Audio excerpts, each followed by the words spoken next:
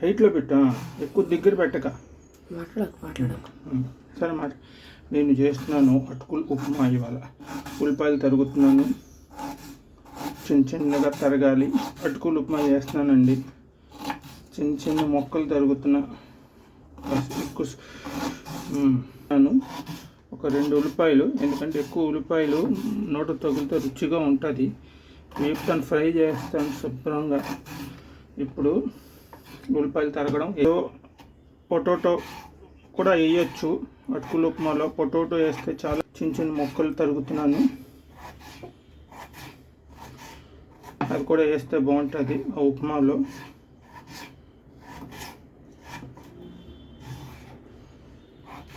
చిన్న చిన్న మొక్కలు తరగాలండి, బాగుంటుంది. ఫ్రై చాలా బాగా వేగుతుందండి. వెలిగించానండి. ఇప్పుడు సర్వ్ చేసుకుంటున్నాను. ఇప్పుడు ఆయిల్ వేస్తానండి. ఆయిల్ వేస్తున్నాను.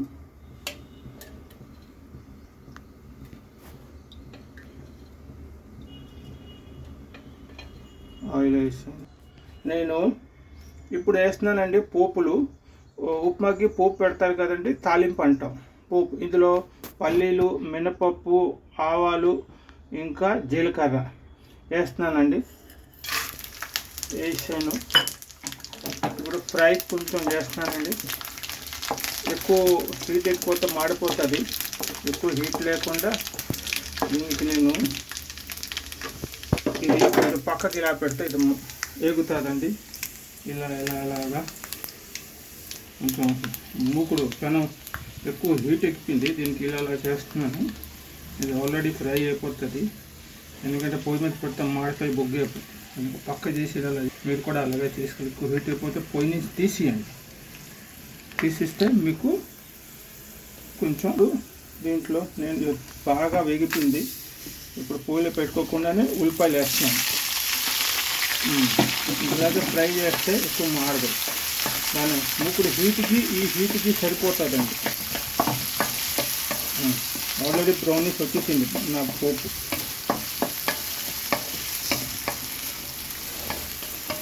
మూకుడు హీట్ కొంచెం చల్లారింది.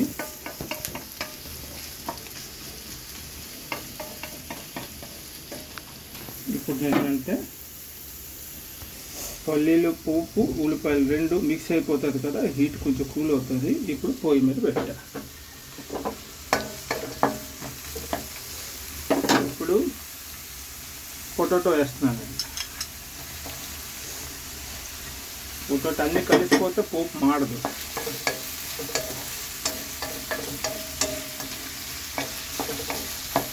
టమాటా కూడా అందులో వేస్తానండి. టమాటాలు కట్ చేస్తున్నాను. చిన్న చిన్న ముక్కలు కట్ చేసుకోండి. అలా వేస్తే కొంచెం బాగుంటుంది.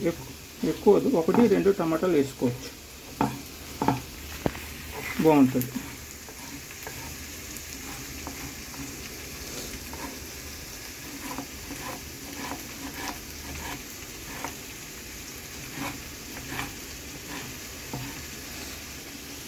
ఇది అటుకులు ఉప్మా అండి. అటుకులు ఇప్పుడు నేను దీనికి వాటర్తో కడుగుతానండి. కడిగిన తర్వాత మనం ఉప్మాలు కొంచెం సేపు కడిగి నానబెట్టి ఉంచాలండి, లేకపోతే పొడి పొడిగా ఉంటుంది. ఇప్పుడు మనం వాటర్తో కడుగుతామండి. ఇప్పుడు వాటర్తో వేసుకున్నామండి. వాటర్తో కడుగుతానండి. ఇప్పుడు ఫిల్టర్ వాటర్ వేస్తాను. ఇప్పుడు ఎక్కువసేపు కడగను, నానాలి. ఎక్కువ నానబెట్టినా ఇది అవ్వదు, కొంచెం నానాలి. నానేసాక ఇప్పుడు వాటర్ తీసుకో. అయిపోయిందండి వాటర్ తీసి అక్కడ పోపు బాగా ఫ్రై అయిపోయిందండి. ఇప్పుడు నేను వేస్తున్నాను టమాటాలు. ఇందాక తరిగాను కదా, ఇప్పుడు టమాటాలు వేస్తానండి.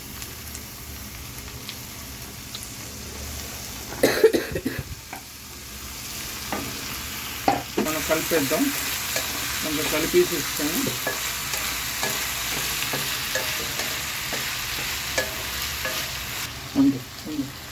కరివేపాకు కూడా ఇలాగా వేసేసామండి. ఇందులో కొంచెం మనం గ్రీన్గా రావడానికి కొంచెం మటర్ కూడా వేస్తామండి. గ్రీన్ మటరు వేసాము. ఇందులో అండి ఎండుమిర్చీలు, అల్లం కూడా వేసుకోవాలండి. మనం ఉప్మాలో ఎలా పోపు పెడతాం సేమ్ అలాగే పెట్టుకొని చేసుకోవాలండి. ఉప్పు కూడా వేస్తున్నామండి, కొంచెం ఉప్పు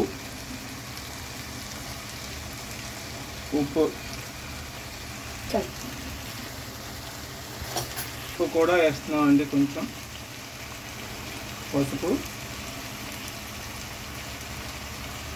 వేసేవండి. దీనికి కొంచెం కలిపేస్తామండి, కొంచెం మగ్గాలి. ఇది కలిపేస్తాం. ఇప్పుడు అటుకులు కూడా వేసేస్తున్నామండి. మొత్తం అటుకులు వేస్తాం.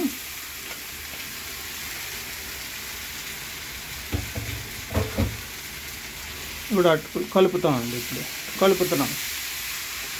చూడండి మస్తు కలర్ఫుల్గా వస్తున్నది. పసుపు, టమాటాలు అన్నీ బాగా కలుస్తున్నాయండి. ఇప్పుడు బాగా ఫ్రై అయిపోయింది అటుకులు కూడా. ఇప్పుడు కలుపుతున్నాం అండి, బాగా కలుపుతున్నాం.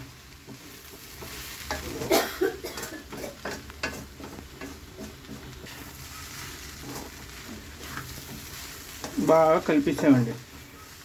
ఇప్పుడు చూసారా మస్తు బాగుంది, కలర్గా ఉంది. ఇందులో గ్రీన్ మటర్సు, ఎండుమిర్చి కూడా ఉంది, అన్నీ ఉన్నాయండి. కరివేపాకు కూడా ఉంది, అన్నీ వేసానండి, ఏమీ తక్కువ చేయలేదు. నిమ్మకాయ కూడా నేను కట్ చేసి వేస్తానండి, ఎందుకంటే కొంచెం బాగుంటుంది, పులుపులుగా రుచిగా మంచిగా. నిమ్మకాయ కూడా పిండుతున్నానండి, కొంచెం బాగుంటుంది. నిమ్మకాయ కూడా పిండేసామండి.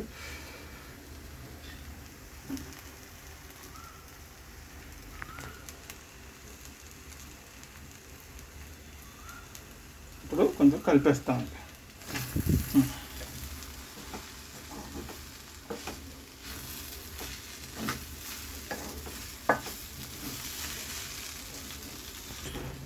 నిమ్మకాయ వేసి శుభ్రంగా కలిపేసామండి.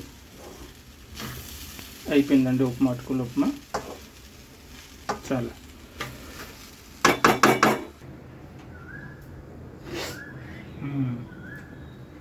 బాగుందండి, అన్నీ కుదిరిపోయాయి.